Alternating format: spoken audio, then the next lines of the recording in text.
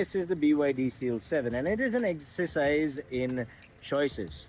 Now, this is not a sports car, it's a comfortable sedan for your daily commute, and unfortunately, it only comes in four very boring colors. This particular one is beige, and in Dubai, that's two shades away from being the taxi color, so I can get why people might not want that. But what you do get is some interesting things. You get these nice looking alloys. I mean, look at that. Those rims are quite nice for something that's stock. You get these door handles that come out and meet you like they're happy to see you. You get not one but two fuel fill caps, one on this side, one on the other side, because this is a hybrid vehicle, not an electric vehicle, with a claimed range of 850 kilometers. And from my testing, it's not looking to be too far off that, which is very, very nice. In the back, here's a little quirk. The boot has a button. You open the button or you press the button, it opens, and inside you see a spare tire. Here's the thing, there is no other place to put the spare tire. There's nothing underneath here. I mean, there's some medical, like some first aid kit and stuff, but there's no place to keep here. So every time you drive the Byd Seal 7, you have to make a choice. Either you want the safety of a spare tire or you want space for your luggage. Now, there is a fair bit of space for your luggage, to be fair. There's a little bit of a lip, but it's not too bad. Yeah, I'm actually happy with the amount of space you get. And look at that, that's the Dynaudio subwoofer back here. You get a nice system with about, I don't know, 12 speakers or something. Bunch of speakers. This is the top trim though, so what you get with the top trim inside is very nice. You get these beige and burgundy interiors. They call it white and red. I think it's a missed opportunity. BYD, you should be owning this. It's all fake leather, but it feels nice and airy and bright. And look, you get a sunroof too. But what's interesting is these are fully adjustable with lumbar support, motorized lumbar support that goes up, down, forward, back. The only thing it doesn't have is this width that comes out further.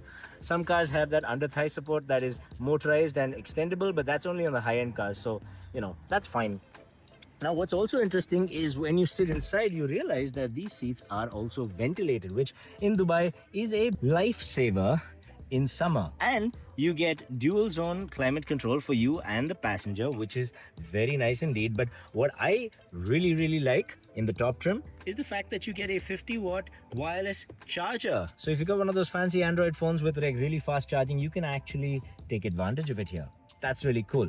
Now, when you sit here, you realize two things. One, there's a ton of space. This is properly spacious. There's a lot of storage space. You got storage space in the door there. That'll handle your 1.5 liter bottles easy. You got spaces here. These are actually, so look at that. That goes deep inside, and when you press the button, that comes up to bring your bottle up to you, which is a very nice thing. But you also have this cooled, yep, that's right, cooled little storage unit where you can have your cans of Coca-Cola or whatever it is, not sponsored. And you've got this seat rest, which is also very nice feeling. I have no idea what that is. Someone please tell me in the comments. I haven't been able to figure that one out. But in the back seat, you'll notice there is no transmission tunnel, which means this is flat, which means you don't have to sit with your knees up around your head, which is a very nice thing indeed. Now, the other thing you realize here, apart from the sheer space, oh wait, there's more space. Here, under where the gear lever would be, look, so much space, and you've got USB Type A, USB Type C charging. I mean, this is a very well-appointed cabin. Now, from a control scheme point of view, you get all your controls down here, which is very good. I prefer this to being near the screen over there, because this is just, you know, you've got your hand resting here and you've got the controls here. It's really very good. As you can see, it's just very simple system. There's nothing, you can put it in full EV or HEV. In full EV mode, they say the range is up to 75 kilometers, a little bit of leeway there, probably closer to 60, 65, but that's not too bad for like a quick everyday commute, as long as you've got the ability to charge it at home. If you don't, that's okay. It'll recharge on the go with regenerative braking as well. It's not very strong regenerative braking, but I will say that it is effective. In stop and go traffic yesterday, I think in half an hour of stop and go traffic, I recovered like 7% of battery. It's pretty good. Now, what I also like is that all the buttons are physical. These buttons here, they look like they're capacitive touch buttons, but they're not. They're actual physical buttons. Look at that. Look at that. You get that nice camera with a rear view and an overhead view, and it's all clicky buttons with feedback. I love that. The only capacitive buttons are up here, which is basically for the sunroof. And there's a little cubby hole here for your sunglasses. That's pretty nice also. Hang on. That's better. Now you get zone lighting, which I can't show you right now. It's a nighttime thing, but it's very, very nice lighting, very subtle. You can choose between 31 colors and it lights the footwell as well. Remember back in the 90s or the early 2000s where people used to pay good money for footwell lighting after watching, I think it was Fast and Furious. Yeah. Remember that? Well, they give you that now standard. Pretty cool, but only on the top trim. Now this screen up here, it's not that great. So this screen, fantastic, right? Super. Look at that. Look at how nice and smooth that is. That's more than 60 hertz, I can tell you that much. And it's really responsive. Android Auto, Apple CarPlay, Spotify. You got YouTube, and you've got a G Pack where if you go in, of course, open. Look at that. You got TikTok. Yay! I think. I don't know. But it's a really nice screen that has a little party trick that it turns. I don't know why, but you have the option of using it like this if you prefer. I don't care. I use it like this. But here's the thing. That screen is cool. Everything on that screen looks reasonably polished. This screen looks like it's from about 10 years ago, which is not great, but it's very functional. And if you turn the mode selector upwards, there's a snowfield mode. Look at that. Grass, grit, snow on. So it's for grass and grit as well, but I thought it tickled me plenty to see a snowfield mode in something that is sold in Dubai. I think it's time we started to drive it. I'm at standstill right now. We're on the highway. We're just on the shoulder, and before the traffic comes, let's go. A little bit of tire squeal there, a little excitement. Oh, I feel it revving up. It was a little slow off the line there, but once I get to I let off a little bit there. I got 100 now. That's my fault. I let off a little bit there, just because this is a public road. Got to be a little bit careful, but honestly quite peppy. Not great off the line, but once you get rolling 20-30 kilometers per hour and up, if you put the hammer down, she does move. So you're not going to feel the need for power here. It's pretty darn good. Now let's corner with a little bit of speed. Oh, more tire squeal. I think the tires that come stock on this thing are not the most grippy, but she's holding pretty darn well, I must say. And here's the thing, no body roll.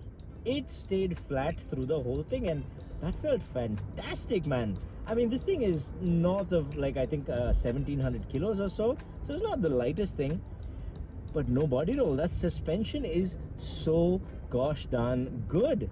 Now it does 0 to 100 in under 8 seconds for what it's worth, but most people buying this are not going to care about that. There's enough power.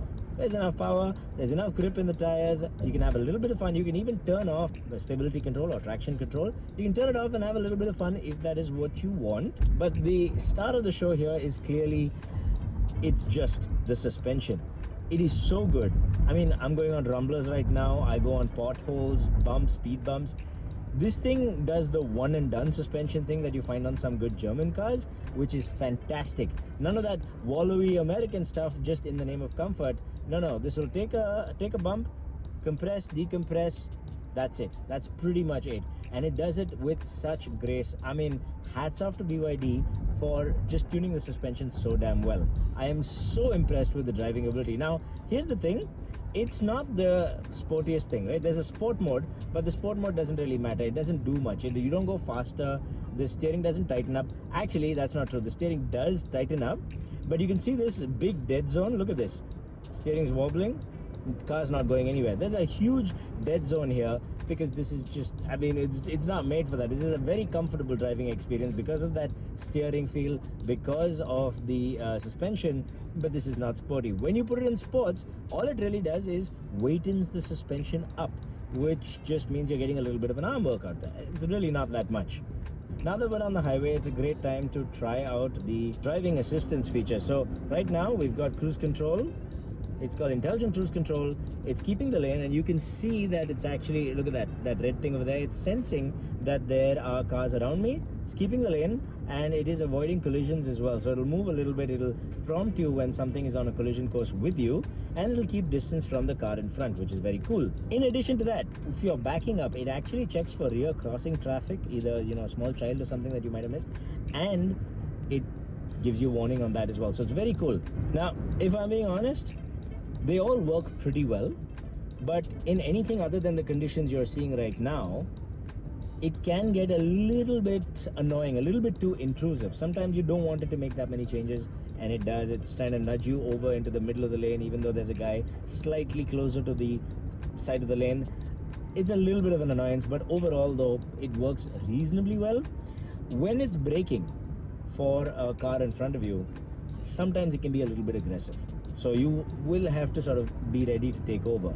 But you can set that distance as well, and if you set that distance to something closer, works a little better. But overall, I'd use it mid to long distances on highways with traffic like what you're seeing right now. Wouldn't use it for anything heavier than this. All right, hammer down once again, around the corner. We're building up speed. Nice.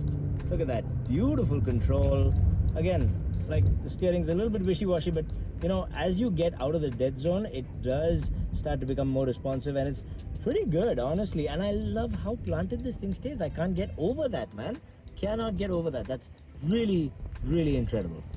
Very, very impressed for something that's made to be a commuter, a comfortable sedan car.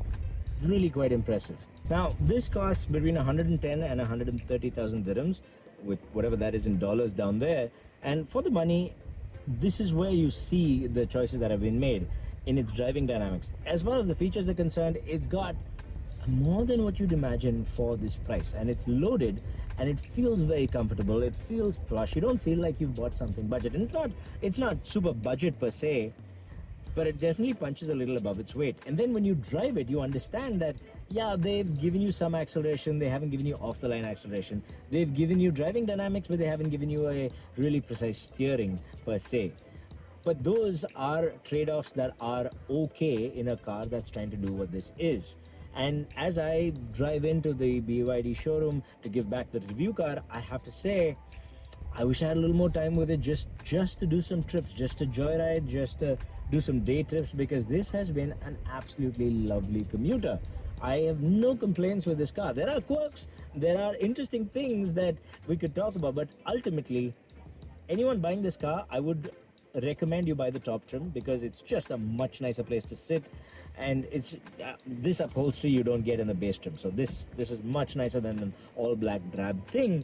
But yeah, it's fantastic. Go for the 129,000 dirham top of the line one, and you're gonna have a really nice car with a 850 kilometer claimed range. And from my usage, honestly, it's been doing pretty well. Whatever range it has promised, it seems to be sticking to that. So BYD seems to have a relatively good algorithm for this.